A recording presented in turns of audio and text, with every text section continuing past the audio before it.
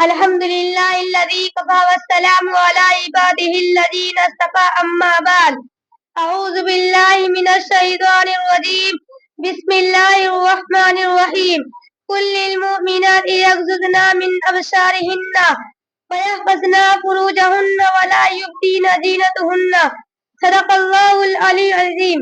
ماں بہنوں کو اسلام کی پردہ نہیں رہی اور دل میں ان کے خوف خدا کا نہیں رہا.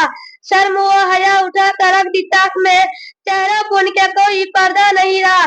میری پیاری ماں اور بہنوں، امیر المومنین حضرت عمر فاروق رضی اللہ عنہ نے اپنے آدھا خلافت میں ایک فوجی دستہ شام کی طرف روانہ کیا.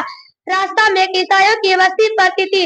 جب انہیں یہ خبر ہوئی کہ مسلمانوں کے فوج ہمارے گاؤں سے گزرنے والی، انہوں نے مسلمان سپاہیوں کے ایمان پر ڈاکہ ڈالنے کا پروگرام بنایا. ایک سنگ ناچایا کہ بنوجوان لڑکیوں کو خوب بنایا، سنوارا میک اپ کرایا اور ان کو اپنے کوٹھے پر کھڑا کر دیا. جب مسلمان سپاہی گزرتے تو ڈانس کرنے لگے، کبھی آنکھ کی اشارہ کرتی تھی، کبھی ہاتھ کی جھولا دیتے.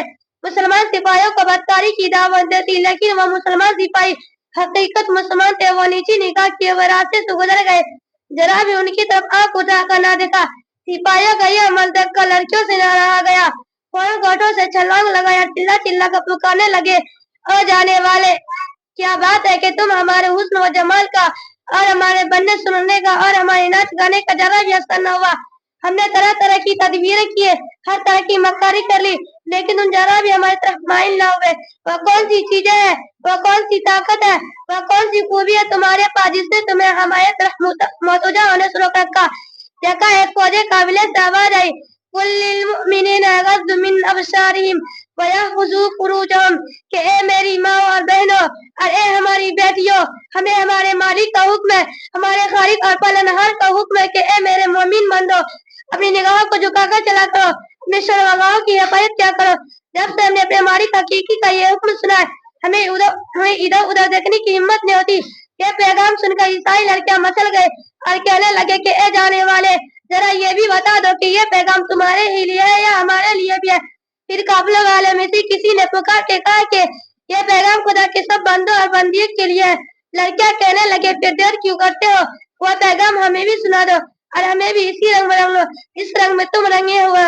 تو میری پیاری ماں اور بہنوں، انہوں نے یہی آیت پڑھ کر سنائی جو خطبہ میں تم پڑھ چکی ہو، قل للمؤمنات یغضضن من ابصارهن ويحفظن فروجهن ولا يبدين زينتهن. اللہ اپنے لاڈلے پیغمبر سے کہتا ہے کہ اے محمد، میری مومنہ بندیوں سے کہہ دو کہ وہ اپنی نگاہیں نیچے رکھا کرے اور اپنے شرمگاہوں کی حفاظت کیا کرے اور اپنے عجائز جسمانی کو پردہ میں رکھا کرے. بس یہ سننا تھا کہ اسلامی تاریخ میں گواہ ہے کہ وہ تمام لڑکے اسلام میں داخل ہو گئی. سب نے ایک زبان ہو کر پڑھا، اشہد ان لا الہ الا اللہ واشہد ان محمدا عبدہ ورسولہ. ماں بہنوں، غور کرو، وہ عیسائی تھی، قرآن کی ایک آیت سننے سے پگھل گئی اور اسلام میں داخل ہو گئے. اور ہم قرآن پڑھتے ہیں لیکن ہماری کی طرف مائل نہیں ہوتے. قرآن کریم میں پردہ کا واجب حکم موجود ہے مگر ہم اس سے بالکل غافل ہیں. ہماری آنکھ پر غفلت کا پردہ پڑا ہوا ہے. اگر ہم سے کوئی پردہ کے لیے کہتا ہے تو جواب یہ ہوتا ہے کہ پردہ تو دل کا ہوتا ہے. ماں بہنوں، سنو اور دیکھو، آنکھ جو کچھ دیکھتی ہے وہی دل میں اترتا ہے. شیطان نگاہ کے راستے سے دلوں تک پہنچاتا ہے. اس بات کو ذرا مثال سمجھا کرو. اگر نگاہ نہیں ہو تو ہم تمیز نہیں کر سکتے. کھڑے کوٹے کی اور کالے اور گھوڑے کی اور خوبصورت و بدصورت ہماری آنکھیں دل کو بتاتی ہے کہ فلاں چیز اچھی ہے، فلاں چیز بری ہے. اس لیے دل پر قابو رکھنا ضروری ہے.